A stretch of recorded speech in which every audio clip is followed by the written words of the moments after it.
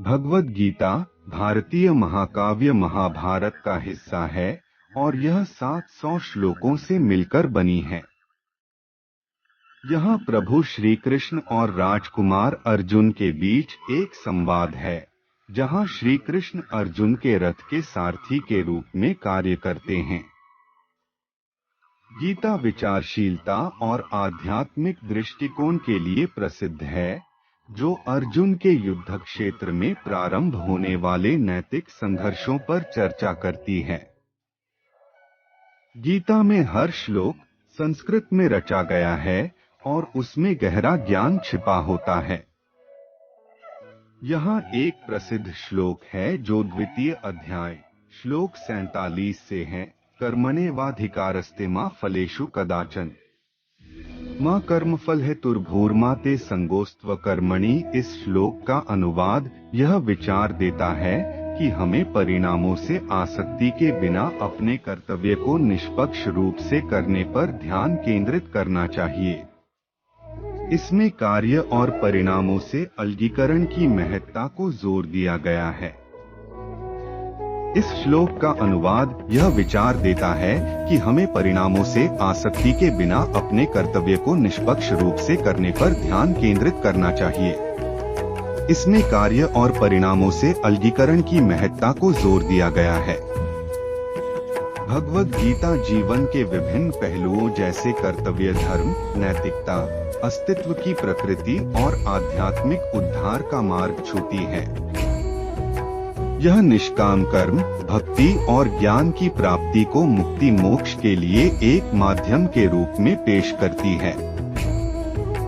कृष्ण अर्जुन को आध्यात्मिक साक्षात्कार के विभिन्न मार्गों पर निर्देशित करते हैं, जैसे कर्म योग, निष्काम कर्म का योग, भक्ति योग, भक्ति का योग और ज्ञान योग, ज्ञान का योग।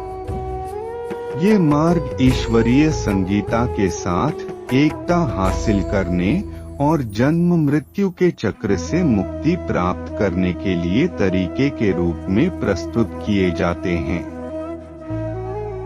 क्लैब्यमास्मगमः पार्थ नैतत्वयुपपद्यते क्षुद्रं हृदय दौर्बल्यं त्यक्त्वोत्तिष्ठ परंतप। इस श्लोक में भगवान कृष्ण अर्जुन को शौर्य और धैर्य की अपेक्षा करते हैं। वे कहते हैं कि अर्जुन को दुर्बलता और दुर्बल हृदय को छोड़कर उच्च सोच और वीरता की ओर बढ़ना चाहिए। आज के समय में भगवद गीता की अनुचिता बहुत महत्वपूर्ण है। यह एक सार्वभौमिक ग्रंथ है जो मानवता, नैतिकता, धर्म और आध्यात्मिकता के विभिन्न पहलुओं पर विचार करता है। आज के जीवन में जहां स्ट्रेस, अस्थिरता और अज्ञानता के मामले बढ़ रहे हैं, भगवद गीता मानवीय समस्याओं का समाधान प्रदान करती है और विचारों में स्पष्टता लाती है। गीता में स्वाध्याय और आत्म परिष्कार की बात की गई है, जिससे आध्यात्मिक और मानवीय विकास हो सकता है। यह बताती है कि कर्मों को निष्काम भाव से करना चाहिए और समस्त मानवों के हित में कार्य करना चाहिए।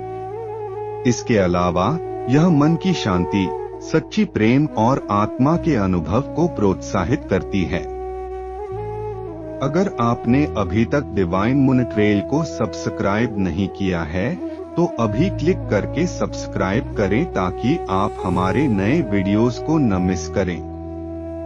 वीडियो पसंद आया तो लाइक और कमेंट करके अपने विचार साझा करें और चैनल को सब्सक्राइब करना न भूलें।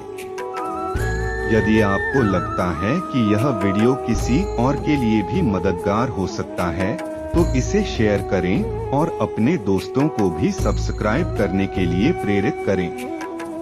यह छोटे और संक्षेपित संदेश हो सकते हैं जो आपके दर्शकों को आपके चैनल की महत्ता समझाने में मदद कर सकते हैं। जय कृष्णा।